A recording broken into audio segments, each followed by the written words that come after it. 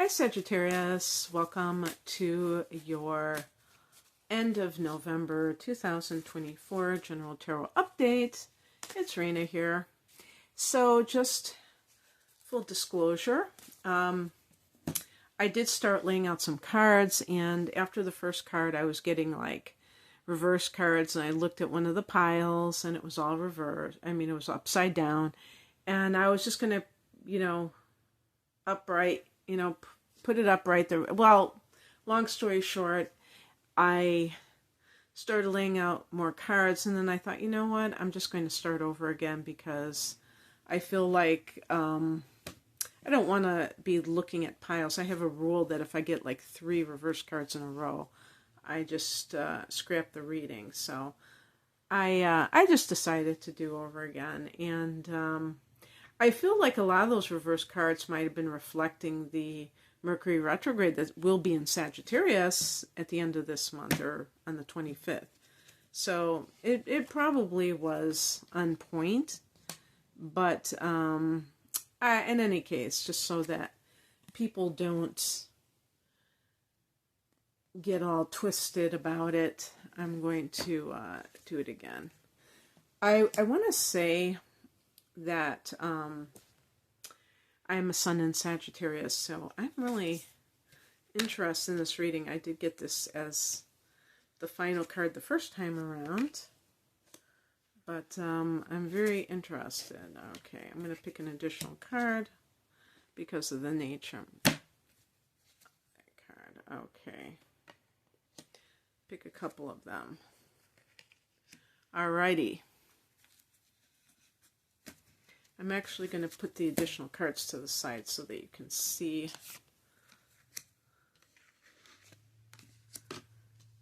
the original cards that I picked. And the reason I pick additional cards sometimes is if the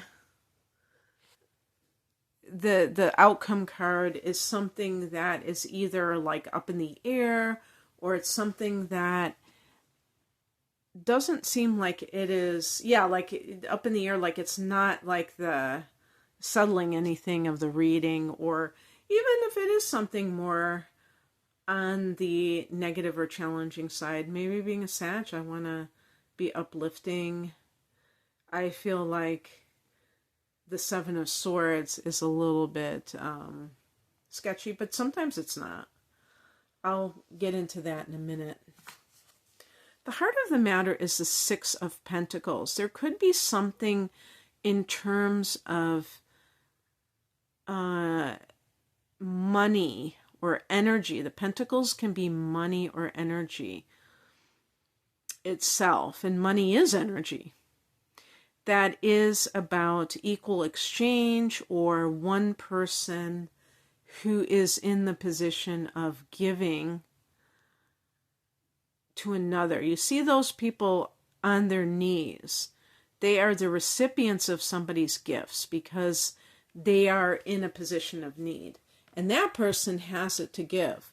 So that's one. And another similar theme can be inheritance, or like receiving money from another person, or giving money to another person. And in those situations, it can be a feeling of, if you're helping somebody out financially, you might be feeling really good about yourself because you have it to give. Some people are like, well, I've been blessed so much financially, I'm going to give it to someone. Sagittarius tend to be very generous. The past position is the Tower card, so there's some kind of a shock. What I'm going to say about this that I personally feel is that this is the full moon in Taurus, which is coming upon us as I record this on the 15th of the month. And it's weird because it's a super moon, and I was looking at the moon last night. So I'm recording this on the 13th, but I was looking at it, on the 12th, on the 11th, which is only like 3 or 4 days away. And I remember in the past where a full moon was full days before. So I don't know if it's just like 1 or 2 days or what. But it seems to me that it would have been full already, but maybe I'm mistaken. The reason that I feel like this is the full moon is because it is in conjunction with the transiting, I mean, not transiting, retrograding Uranus, which is also going to be around that 24-degree mark. I think Uranus will be around 25 degrees. So for Sag, Sun, this is your 6th house of work. So there could be something going on with that full moon, with Uranus. It doesn't have to be like, oh, you lose your job. You may just walk off your job and be like, screw you, you know? Yeah, I mean, I suppose anything is possible, even like a promotion or something. Full moons can bring some kind of fullness to a house situation or abundance. So maybe it is, if it's work related, it could be like that you're in that situation. But if you're actually watching this for your sun sign, your natal chart is very important. So it's based on your rising sign. So if you don't know it, you should find out. As a sun in Sagittarius, my rising sign is Taurus. So this, my rising sign is 26 degrees of Taurus. This is at 24 degrees. So this will actually fall in my 12th house and in conjunction with the 1st house cusp. So just keep that in mind, that there is that natal information that could really be a game changer. I feel like the 6 of Pentacles is good for money. And I think that, you know, just the fact that this full moon is in Taurus, for everybody, regardless of sun or rising sign, that it could be unexpected money that the person gets. The higher message is the Ace of Cups. And this is more of a spiritual message. So it can be that if you are receiving financial blessings, that this actually has an effect on your spiritual life, because maybe you can breathe, maybe you can, or your creative life, maybe it allows you to, and this, by the way, this can also be true for anyone who is experiencing a change in your work environment, or if like you're, even like, let's say you got laid off, but you received some kind of a severance package, that can give you that cushion so that you can pursue your artistic goals.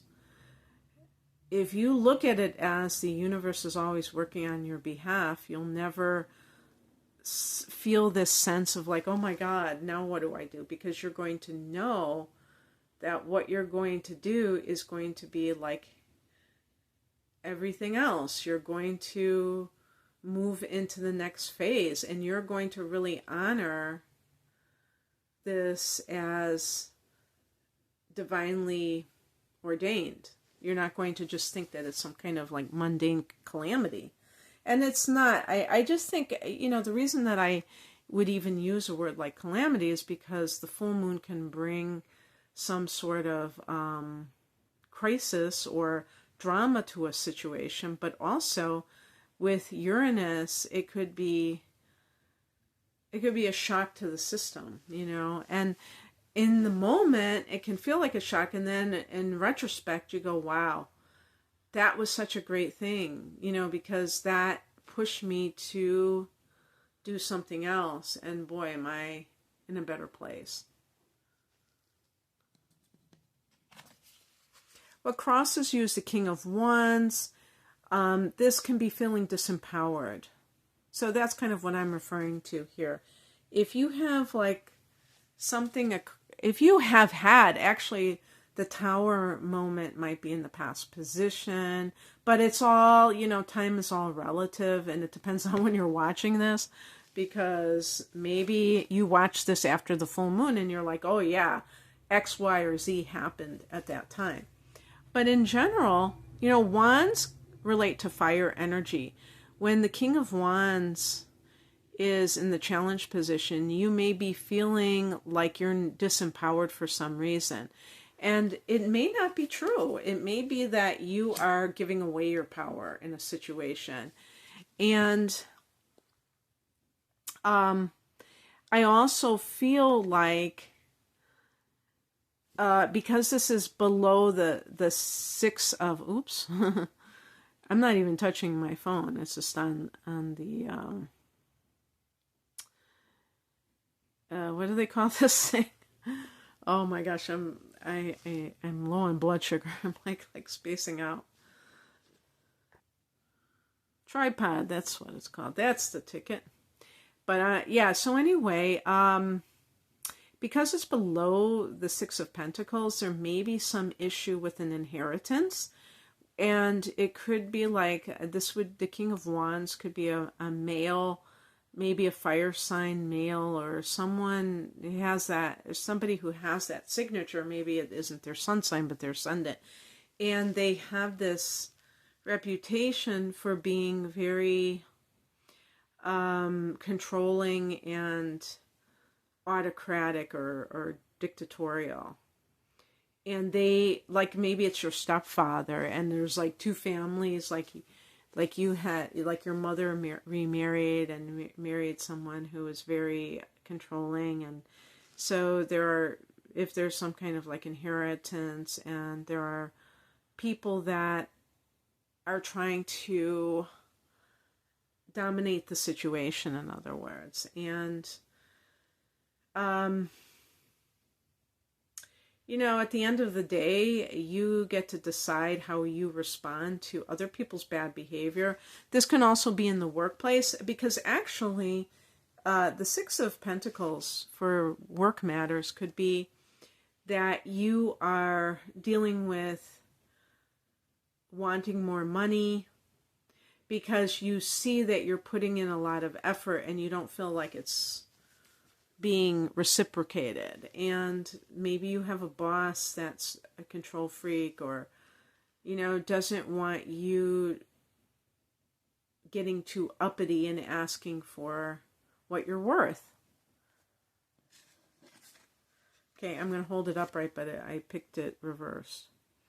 What's coming in is the Four of Wands reversed. This can be that your home life feels stressed, and again, it might be because of this person, where and it could even be like family oriented, family related, and you may feel like there's a fracture because of this guy, and maybe if it's like an inheritance issue.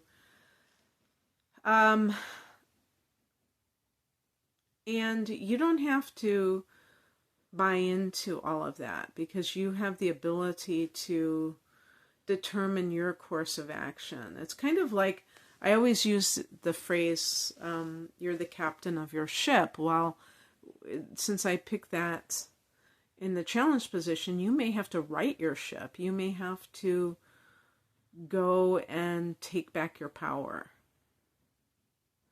And it can be a bit challenging, but it can also be very gratifying. The outcome is the Seven of Swords. And that is a card of someone who is... the reason that I picked additional cards is because it can be that there is someone in your life who is being very sketchy. Maybe this is even involving stolen property or stolen intellectual property, or cheating. If this is like a relationship issue, it can be that you're putting in more energy than the King of Wands reversed is. That you're like really kind of carrying the relationship, carrying the responsibility of relationship. And this person is just interested in controlling. And with the Tower card, you may have even found out something shocking. Is that person cheating? And you're seeing the outcome is that that person hasn't stopped what they're doing. And, you know, you may have gotten a shock in the past, but and that shock is sending ripple effects into the domestic area of life. So I picked 2 additional cards. One of them is the Hierophant reversed. The Hierophant connects with spiritual matters, but also, strangely enough, marriage and tradition. It's upside down, which can really emphasize more of the tendency to be more nonconformist, which means that because we could be talking about marriage here, that some people might be kind of in a dilemma where they're like, well, I don't know. I mean, I don't want to break up my marriage. I don't want, and really what the person is afraid of is that if they leave that relationship, that they have failed to be the kind of parent if they have children.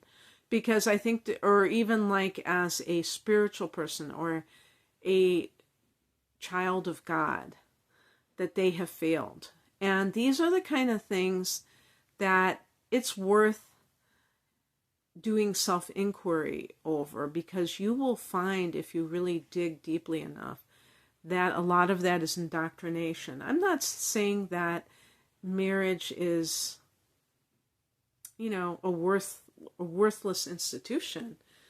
I have been in a domestic partnership for over 40 years with my partner. And the 2 of us, you know, we don't have kids. And we've seen a lot of marriages come and go. A lot of people who got married and they did the whole 9 yards and they're no longer together. So at the end of the day, what is marriage? We're both Sagittarians, and this other friend who's a Sagittarian, I remember one time he said marriage is a mirage, but he got married. So, you know, the people who I was thinking, did my partner say marriage is a mirage? He might have been the one who said it, but you know, the point isn't whether or not you are married legally, or it's really about the meaning of the relationship. And sometimes people think that the bells and whistles, the outer labels, are what really is the thing itself. And this shows that just because you get married doesn't mean somebody can't cheat on you. Just because, and you may be like really turning around these concepts of like what it means to be married, and you know, some of you may have Pluto transiting your 7th house now, or did transit it, and you no longer have those same conformist tendencies that the upright Hierophant could be about. So I picked an additional card, and I got the Wheel of Fortune, which is interestingly connected to Jupiter. Oh, and Jupiter is in Sagittarius' 7th house. So it really shows like that divine protection, but also the expansive quality of the committed partnership. Sometimes Sagittarius is shy away from relationships because it seems like it's going to be an end to their freedom. But that it really is not the case if you choose wisely and you pick somebody who really is in harmony with you in terms of like you're on the same page about stuff. Also, the seventh house is legal affairs. So if there is some kind of like an inheritance issue or, similar issues that involve other people's money, you may do quite well for yourself. And that's what I have for you, Sag. I hope that this resonated. If you would like a private reading, the link is below. Take care. Bye.